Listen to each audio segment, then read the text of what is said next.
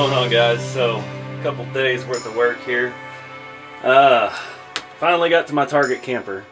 Been sitting there looking at it, all its ugliness, its metal wheels and stupid Christmas lights. But yeah, finally got the time. So here we are, completely over-engineered suspension. I wanted to show you a good look at this before I put it together because it's probably not going to come apart. The only way I can find to reattach it is probably going to be to pop rivet it. I don't have the right kind of hardware, and I can't really go get any right now, so we're going to do what we got to do. But so this is a Lesu semi-truck trailer axle. I've had it laying around for a while.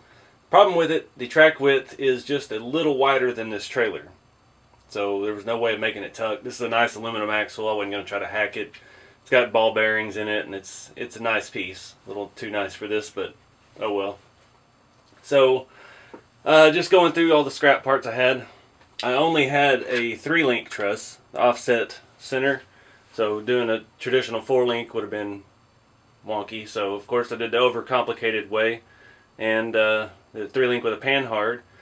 You saw me here at the end. I had to do some changes, change the lower links. The lower links I was using, the angled ends, were off of the Kyosho Rampage that we're using for parts for the big red lowrider. And I just used them because they were laying out. And it wasn't working right. Those rod ends, once you take them off, they don't really go back on very well.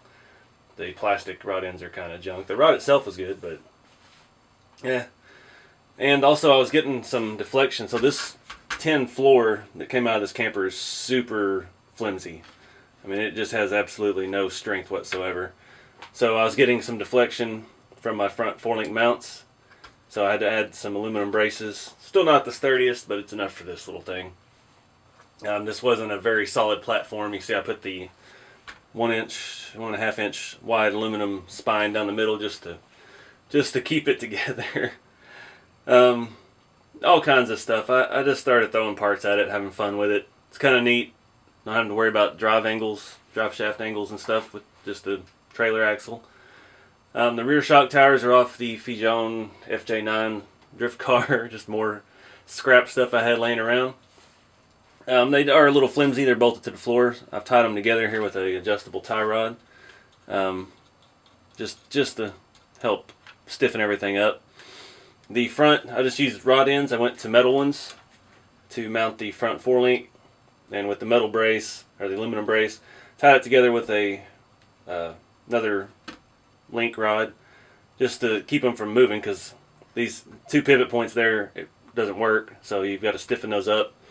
And rather than wasting more aluminum, which I'm running out of, I didn't have any angle big enough, so that's where we ended up. And it works.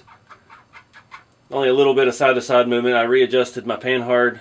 I only had one angled offset rod end like that. I needed really another one. Get that rod as horizontal to the axle as possible.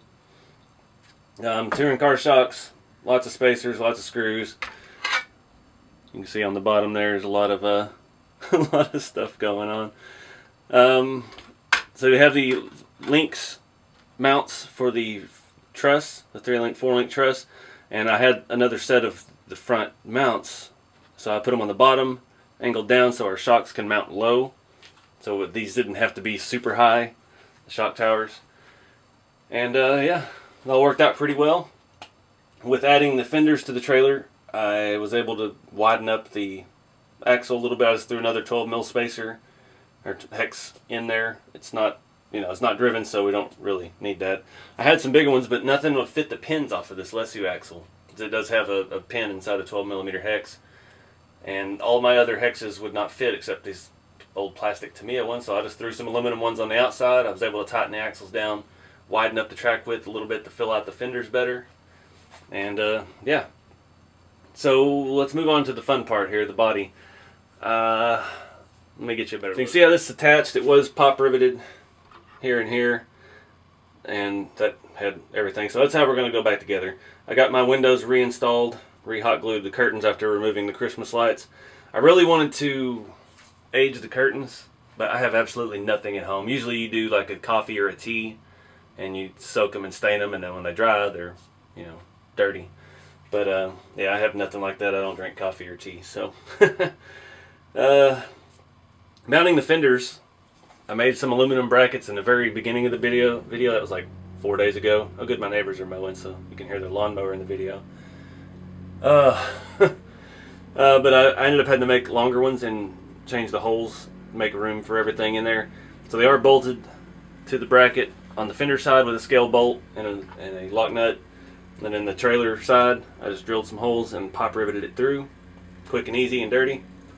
And yeah, can't see it anyway, so I'm going to throw this on here, show you how it all works, like so. Now none of this is square and even. That was one problem I had with the trailer. This corner is tweaked back. There was no fixing it without cutting off. This is the only structure to the trailer. The rest of it's just tin that's tack welded together. This perimeter edge is the only solid piece, and it was welded on crooked, so it made our base crooked. You can see it's in there a little wonky, but it's good enough for a trailer. So I think I'm just going to pop rivet these the best I can, and don't really line up that well. Probably because I did the base upside down from how it was because of these little nubs that stick up. So it is what it is. It's going to work out great. And yeah, so I'm going to get the pop gun. This thing.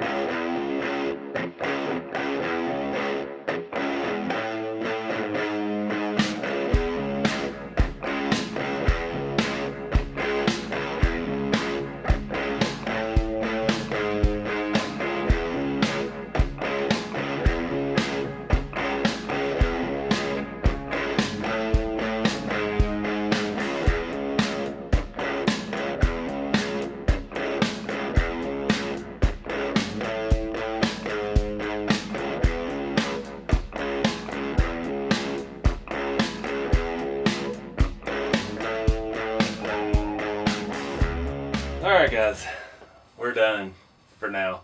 I got the body pop riveted to the frame. Didn't want to go back together very well, but it's in there and it's holding. So a couple things.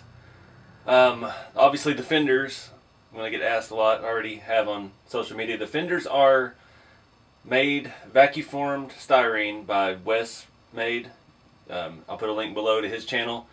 He did a whole 49 Chevy pickup, and when I was doing my class at USTE, needed something cool to teach weathering on, and he made a bunch of those just out of spare pieces here and there. He made a bunch of fenders and stuff for us to use at the class, and the class wasn't as big as I thought it would be, so I had some left over, and luckily I had a set of rear fenders, and I think they fit this pretty well. We've already talked about the chassis and the suspension. The tires are just some old touring car tires I've had laying around forever. The wheels are the 1/9 Steelies. They're just plastic. Get them on eBay. You know, I think you get like 8 of them for $10 shipped from China. I've had a bunch of those kicking around for a while. I was using those on the gasser. I actually still have the other 2 on the gasser, and they're done with the iron paint, the Modern Masters iron oxide, and yeah, real rust. I'm pretty excited about how the suspension came out. You think it would be stiff, but it's really not. Put a little block out of the way. It's got a lot of bounce to it, like a little trailer, a little lightweight trailer will have. A couple cool little pieces. So the trailer, this was supposed to be the propane tank, just a little cheap piece of sheet metal. And USTE, again, my friend Mac, the one who gave me the paint to do the carpet in the Winnebago, he came up at the end of the day and gave me some scale accessories that he had in the back of his truck, which won awards at USTE. And one of those was this painted and weathered cinder block, and the other was this little propane tank. And it's been sitting over here in the shop since I got back from Florida, and it looked perfect. The patina matches this thing exactly. And all I did was drill a couple holes in it, use the existing holes and some self-tapping screws from RC four-wheel drive body. Yeah, I don't think it really needs anything else. And the little cinder block works great for propping this thing up around the shop. Looks kind of cool. Again, I do have plans eventually to weather the curtains or make some other uglier curtains. But for now, That's what we're going to roll with. I left the hook on the door. So this had a wreath and Christmas lights around the door and Christmas lights around all the windows. And I left the hook on there. It's kind of gotten bent out of shape, but I don't know. I think we might hang something on the door eventually, but you know, we'll cross that bridge later. So much room to expand with the scale stuff. But I'm pretty excited with how my weathering come out. I haven't done one this well in a while. And a lot of that is to do with being in a hurry. I've been painting this for over 3 days. It's getting the right layers, getting the right colors underneath. I feel like I've been rushing because I have to, you know, work the full-time job and then come home and try to do this, try to do that, try to make a video. And yeah, I lost some of my technique along the way. So painting this, I sanded down what was there. It was red and white, and it had a white or red and galvanized looking metal with a white stripe, and that white stripe was actually tape. There's some kind of tape around. I sanded a lot of it off, but it wouldn't come off. That stuff was pretty well bonded. You can see a line right here where the tape edge is. Can't feel it, but you can see it still. So just sanded the whole thing down. Not good. That's the key to all this, is there's no perfection. It's all just go with the flow. So I painted it, what did I paint it? Rust red and black, or black first and then the rust red, I can't remember. I have to go back and rewatch the video. But yeah, and I didn't sand it, and then I came back, tape off everything, did the white around the bottom, and then I taped off the top and did this green, which the can's in the other room. It's not a seafoam, but the top color was a satin, the bottom color was a gloss. And I don't really care mixing that. I had a satin off-white and it wouldn't spray, so then I come back and sanded and worked my way through it, and that's where all your imperfections come out, which is what you want with doing this. For some reason I probably didn't shake the green up enough, so it came out textured. Especially on the fenders, they had a perfect, like a rhino liner kind of texture. So sanding that off was use a little bit of caution, because I didn't want to take too much of the color off. And it's another thing I did. I did play it safe. I did not sand as much as I normally would. I wanted to leave a little bit more of the finished colors. And I'm pretty happy with how it came out. But I don't know if this video is long or short. I feel like I've been working on it for a week, which I really have. So the only thing left to decide is what we're going to pull this with. So I haven't done anything to the hitch. The hitch is low because I thought we could pull it with a rat rod. And then I got to looking at my rat rods, and none of them have frames that come back far enough for a hitch. I posted on Instagram a picture of the Tamiya M06 Beetle, the yellow one that's slammed with the little Porsche wheels, pulling it. And that looked kind of cool. It's got a bit of patina on it too. But I don't know. We got to get this thing hooked to something and go out for a drive. Obviously, I'm not going to pull it with a Winnebago because you don't need a camper behind a camper, really. But yeah. So let's see what we can do. But I'm going to wrap this video up, guys. I appreciate you watching. I hope everybody's staying safe out there and getting some projects done with all this free time we've got. And I hope you actually have the free time. But appreciate it. Keep it scale, and I will see y'all in the next video.